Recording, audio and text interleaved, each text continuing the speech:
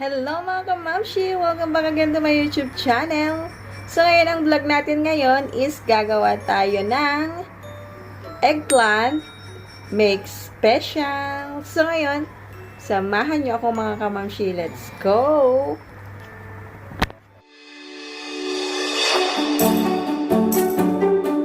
Siyempre yung ating chicken. Ito yung primary na ingredients natin. Ang chicken.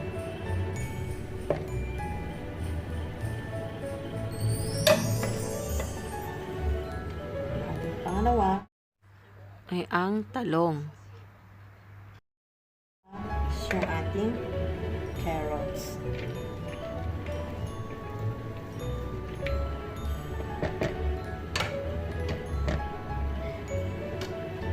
Siyempre, ang sunod yung ating bawang. Ang ating sibuyas.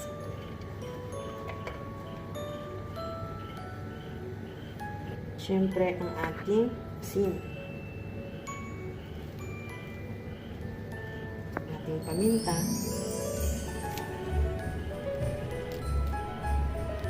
Siyempre, di mawawala ang ating itlog.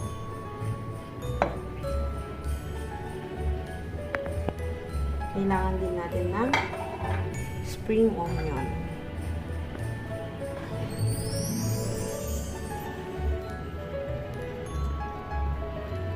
Siyempre, ang ating cornstarch.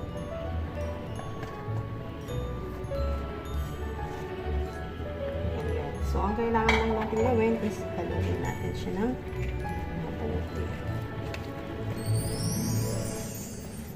Saka natin lagay yung ating magic sarap.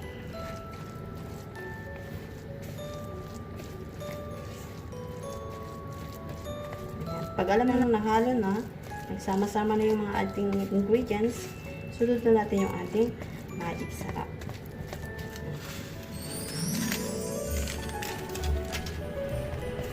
Tapos, haluin lang ulit natin siya. Haluin mabuti guys, para yung ingredients natin is magsama-sama ng mabuti.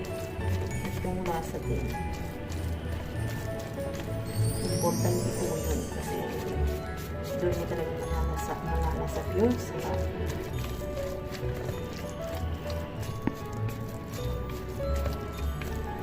Ang bango niya guys, ang bango.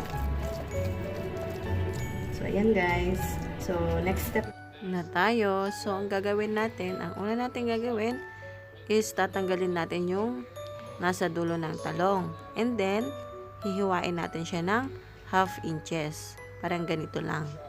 Ito. Ayan. Dapat kakapalan natin siya ng konti para may paglagyan tayo mamaya sa ating filling.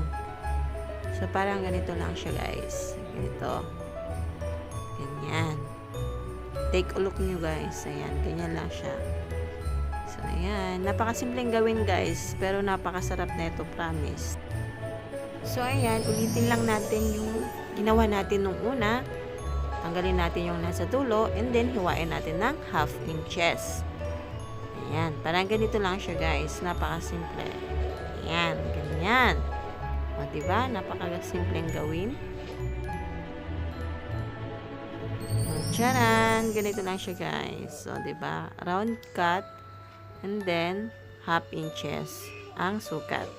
So, ganito lang siya guys. Ayan. O, diba? Napakasimpleng gawin. Ayan. So, let's get started. So, ang gagawin natin is tatanggalin natin yung konti yung nasa gitna. Parang ganito lang siya. Kuha tayo ng maliit na kutsara. Ayan. Or kung may kutsilyo kayo na maliit, ganito lang natin siya. Tanggalin natin konti yung nasa ilalim. Parang ganito lang siya guys. So, diba? Ayan. So, ganun lang. Ulitin lang natin yung step natin. Ayan, parang ganito lang siya. Ayan, tanggalin lang natin ng konti. Then, ayan, charan. So, next ulit, gawin natin ulit yung step natin. Ganyan lang. Tanggalin konti dun sa may gitna. Ayan. So, ulitin lang natin guys hanggang na matanggal natin lahat ng mga nasa gitna. So, ayan, parang ganito na siya, guys. Di ba? Ayan, so, let's put filling na. So, ayan, ito na yung ginawa natin na filling kanina. So, kuha tayo ng konti, and then, ilalagay na natin sa gitna. Ayan. Ayan, parang ganito lang siya, guys. Ayan. Then, ayan, iganyan lang natin para maging pantay siya. Lagyan pa natin ng konti. Ayan. And then, done. So, ganito lang siya pa. Guys, tignan nyo para siyang sushi, mga kamamshi. O, diba? Bongga. So, ayan. Ulitin lang natin yung process. Kuha tayo ng konti. And then, lalagay natin sa may butas ng ating talong. Ayan. Parang ganito lang siya, guys. O, diba? Pak. Ganon. So, ayan. Ulitin lang natin yung process kanina sa una. So, ayan. Maglagay tayo ng konti. Then, ayan. Ganyan. Diba? Nagmamouth watering tuloy ako kasi masarap to, guys. Promise. Try nyo na.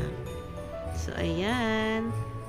Parang mukhang pagkaing mayaman. O, diba? Bungka. So, ayan guys, done na ako. So, let's get started for cooking. Ayan, maglalagay tayo ng palayok, then painitin natin, then lagyan ng mantika.